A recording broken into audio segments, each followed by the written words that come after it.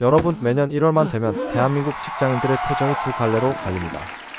누군가는 13월의 월급이다 하고 환호하고, 누군가는 세금 폭탄이네 하고 한숨을 쉬죠.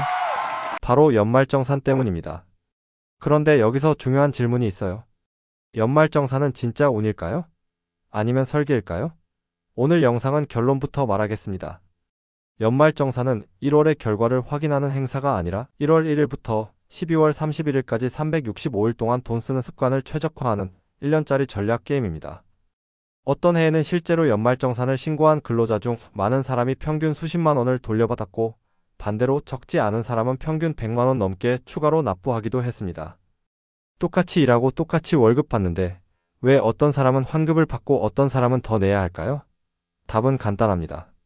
세금은 자동으로 정산되지만 혜택은 자동으로 최적화되지 않습니다. 내가 구조를 이해하고 내 소비를 설계해야 환급이 커집니다. 자, 오늘은 어려운 용어를 아주 쉽게 설명하겠습니다. 연말정산에는 레버가 딱 두 개가 있습니다.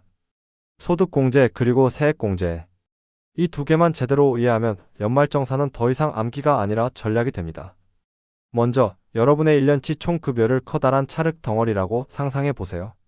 세금은 이 찰흙 덩어리가 클수록 더 많이 붙습니다. 그럼 세금을 줄이려면 어떻게 해야 할까요?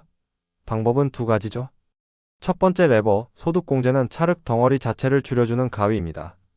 즉, 나라가 세금 매길 기준이 되는 소득을 좀 못 본 척 줄여주는 거예요. 예를 들어 연봉이 5천만 원인데 소득공제로 500만 원이 빠지면 나라는 5천만 원이 아니라 4,500만 원 기준으로 세금을 계산합니다.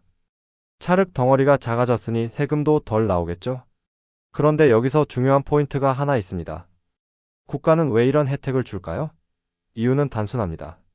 이런 행동을 하면 좋겠다라는 신호를 보내는 겁니다. 저축을 유도하거나 소비를 공식 기록으로 남기거나 특정 금융 습관을 만들게 하는 거죠. 소득공제는 쉽게 말해 유인책입니다. 자, 두 번째 레버. 세액공제는 완전히 다릅니다. 소득공제로 찰흙을 줄인 다음에 세율을 곱하면 이제 내가 원래 내야 할 세금이 딱 계산됩니다. 이게 세금 고지서의 원본이라고 생각하시면 됩니다. 세액공제는 여기서부터 시작돼요. 이미 계산된 세금에서 금액 자체를 바로 빼주는 할인 쿠폰입니다. 예를 들어 내 세금이 200만 원인데 세액공제가 30만 원이면 최종 세금은 170만 원이 됩니다. 직관적이죠? 정리합니다. 소득공제는 세금을 매기는 판 자체를 줄이고 세액공제는 나온 세금에서 금액을 바로 깎습니다. 그래서 같은 100만 원이라도 소득공제는 사람마다 체감이 달라질 수 있고 세액공제는 누구에게나 동일하게 100만 원 깎는 효과로 느껴집니다. 자, 이제 게임의 기본 조작법은 끝났습니다. 이제 가장 많은 사람들이 헷갈리고 가장 많이 낚이는 함정으로 들어가겠습니다. 바로 신용카드 소득공제입니다. 여러분도 이런 말 들어보셨죠? 총급여의 25%를 넘게 써야 공제받는다. 맞습니다. 이게 규칙입니다. 연봉 5천만 원이면 그 25%는 1250만 원이에요. 즉 1250만 원까지는 아무리 카드를 긁어도 공제는 0입니다. 1251만 원부터 게임이 시작되는 거죠. 그런데 이 25% 때문에 사람들이 이상한 행동을 하기 시작합니다. 연말이 되면 커뮤니티에 이런 글이 올라옵니다. 25% 채우려면 100만 원 남았는데 뭐 사야 하나요? 마치 100만 원 더 쓰면 엄청난 환급이 나올 것 같은 착각이 생기는 겁니다. 하지만 숫자로 보면 착각이 깨집니다. 예를 들어 연봉 5천만 원인 사람이 이미 1250만 원을 썼고 100만 원을 더 쓸지 고민 중이라고 해봅시다. 100만 원을 더 쓰면 그 100만 원이 통째로 공제되는 게 아닙니다. 신용카드 공제율이 예를 들어 15%라면 공제되는 건 100만 원의 15%, 즉 15만 원입니다. 그런데 또 여기서 끝이 아니에요. 15만 원을 돌려받는 게 아니라 소득이 15만 원 줄었다고 계산하는 거라서 실제 환급은 그 15만 원의 내 세율을 곱한 만큼만 줄어듭니다. 즉 100만 원을 더 써서 돌려받는 돈이 생각보다 아주 작을 수 있습니다. 이게 왜 위험하냐면 절세라는 말이 과소비를 합리화하는 마법 주문이 되기 때문입니다. 필요 없는 소비를 하면서 이건 연말정산 때문에라고 스스로를 설득하게 되는 거죠. 그래서 신용카드 공제의 핵심 전략은 딱 하나입니다. 억지로 더 쓰지 말 것. 대신 구간 전략을 쓰는 겁니다. 구간 전략은 이렇게 갑니다. 첫 번째 구간, 총급여의 25%까지는 공제 효과가 사실상 없으니까 이 구간에서는 카드 자체 혜택이 좋은 신용카드를 쓰는 게 유리합니다. 할인율이 높거나 포인트가 빵빵한 카드요. 두 번째 구간, 25%를 넘긴 순간부터는 전략을 바꿉니다. 체크카드나 현금 영수증은 공제율이 더 높을 수 있어서 여기서는 세금 환급 관점이 강해질 수 있습니다. 그래서 25%를 넘기면 체크카드로 전환하는 전략이 자주 등장하는 거죠. 단 여기서 중요한 말 하나. 무조건 체크카드가 정답은 아닙니다. 내 신용카드 혜택이 너무 강하면 체크카드로 바꿔서 늘어나는 환급보다 카드 혜택이 더 클 수도 있어요. 그러니까 25%를 넘긴 시점부터는 세금 환급 vs 카드 혜택을 저울질하는 게 정답입니다. 자, 그런데 여러분, 여기서 진짜 보스가 등장합니다. 아무리 공제를 잘 챙겨도 절대로 넘어설 수 없는 천장이 있어요. 이 천장을 모르면 열심히 준비했는데도 마지막에 허무해질 수 있습니다. 바로 기납부세액입니다.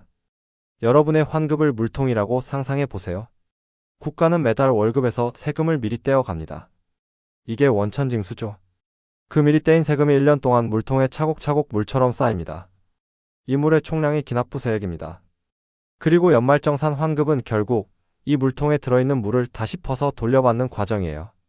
그래서 규칙이 하나 생깁니다. 물통에 80만 원만 들어있는데 내가 공제를 아무리 쌓아서 환급 120만 원을 만들더라도 실제로 퍼 갈 수 있는 건 최대 80만 원입니다. 나머지는 못 퍼가요. 천장이기 때문입니다. 이게 특히 사회초년생에게 많이 일어납니다. 급여가 낮거나 원천징수 자체가 적으면 물통이 원래 작거든요. 그래서 연말에 연금저축이나 IRP에 무리해서 돈을 넣었는데 이미 물통 천장에 도달해서 혜택을 다 못 받는 경우가 생깁니다. 그래서 가장 중요한 건 지금 내 물통이 얼마나 차 있는지를 확인하는 겁니다. 그럼 이걸 언제 확인하느냐? 1월에 결과 나올 때 보면 이미 늦습니다. 그건 경기 끝나고 스코어 보는 거예요. 전략을 못 바꾸죠. 여러분은 지금 당장 확인해야 합니다. 홈택스 앱이나 토스 같은 앱에서 연말정산 예상 메뉴를 보면 지금까지의 기납부세액과 예상 환급 흐름이 보이는 경우가 많습니다.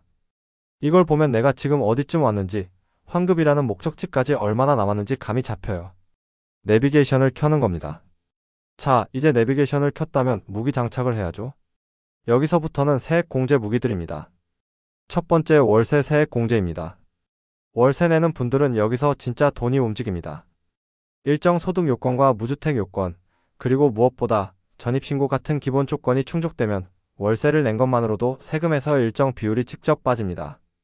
소득 공제처럼 조금 줄어드는 느낌이 아니라 세금 고지서에서 쾅하고 빠지는 느낌이라 체감이 큽니다. 두 번째, 결혼 세액 공제입니다.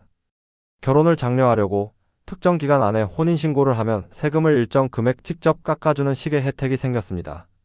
복잡한 영수증이 아니라 혼인신고 자체가 조건인 방식이라 상대적으로 단순합니다. 세 번째, 고향사랑기 부제입니다. 이건 많은 사람들이 거의 재테크라고 말합니다. 일정 금액까지는 세액 공제로 되돌려받고 답례품도 받을 수 있으니까요. 다만 제도 규칙은 매년 조금씩 달라질 수 있으니 하기 전에 공식 안내를 한번 확인해두면 더 안전합니다. 네 번째, 의료비 세액 공제입니다. 병원비가 많이 든 해에는 이게 생각보다 큰 힘이 되기도 합니다. 특히 특정 항목은 지원이 더 두터운 경우도 있어서 해당되는 분들은 꼼꼼히 챙길 필요가 있습니다. 자, 이제 누구나 같은 전략이 아니라 내 상황에 맞는 포트폴리오로 들어가겠습니다. 첫 번째 시나리오, 사회초년생입니다. 연봉이 3,500만 원이고 월세를 내고 있다면 제일 먼저 월세 세액 공제 같은 큰 무기를 챙기는 게 핵심이 될 수 있습니다. 그런데 동시에 반드시 물통, 즉 기납부세액 천장을 봐야 합니다. 천장이 이미 낮고 거의 찼다면 연말정산을 위해 무리하게 추가 지출을 하는 건 효율이 떨어질 수 있습니다. 이 경우 전략은 선택과 집중입니다. 두 번째 시나리오, 맞벌이 부부입니다. 맞벌이는 개인전이 아니라 팀플레이입니다. 공제 항목을 누가 가져가느냐에 따라 결과가 달라질 수 있어요. 어떤 항목은 누가 받아도 큰 차이가 없지만 어떤 항목은 기준을 넘어야 공제가 시작되기 때문에 한쪽으로 몰아줘야 효과가 커질 수 있습니다. 그래서 맞벌이 전략의 핵심은 전략적 배분입니다. 시뮬레이션 해보고 더 유리한 쪽에 몰아주는 겁니다. 세 번째 시나리오, 프리랜서입니다. 프리랜서는 1월의 연말정산 게임이 아니라 다음해 5월 종합소득세 신고라는 다른 전장에 서게 됩니다. 하지만 그렇다고 무기가 없는 게 아닙니다. 오히려 핵심 무기가 더 강력할 수 있어요. 바로 경비 처리입니다. 수입만큼 중요한 게 증빙이고 증빙만큼 중요한 게 습관입니다. 프리랜서는 영수증을 시스템으로 만드는 사람이 절세에서 강해집니다. 여기까지 들으면 이런 생각이 들 수 있어요. 그래서 결국 뭘 언제 하면 되는데? 그래서 마지막으로 1년 시스템을 드리겠습니다. 이 세 가지만 기억하세요. 첫째, 23월입니다. 작년 연말정산이 끝나는 바로 그 순간이 다음 게임의 시작입니다. 내 결정세액과 기납부세액을 확인하고 올해 내 환급천장이 어느 정도일지 감을 잡으세요. 그 다음 연금저축이나 청약 같은 상품은 연간 납입 계획으로 미리 설계합니다. 둘째, 7월입니다.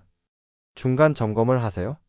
카드 사용이 총 급여의 25%를 넘었는지 보고 넘었다면 결제 수단 전략을 바꿀 타이밍인지 체크합니다. 동시에 내 물통 기납부세액도 함께 봅니다. 셋째, 11월에서 12월입니다. 마지막 최적화 시기입니다. 최종 시뮬레이션을 돌려보고 부족한 부분만 딱 채우세요. 여기서 절대 하지 말아야 할 건 절세를 핑계로 한 과소비입니다. 자, 이제 결론입니다. 연말정산은 1월에 갑자기 벌어지는 이벤트가 아닙니다. 365일 내내 여러분의 소비 습관과 금융 습관이 만들어내는 결과입니다. 올해는 결과 보고 울고 웃는 사람이 아니라 미리 설계해서 내가 환급을 만든다는 사람이 되시면 좋겠습니다. 여러분의 13월의 월급은 운이 아니라 전략입니다.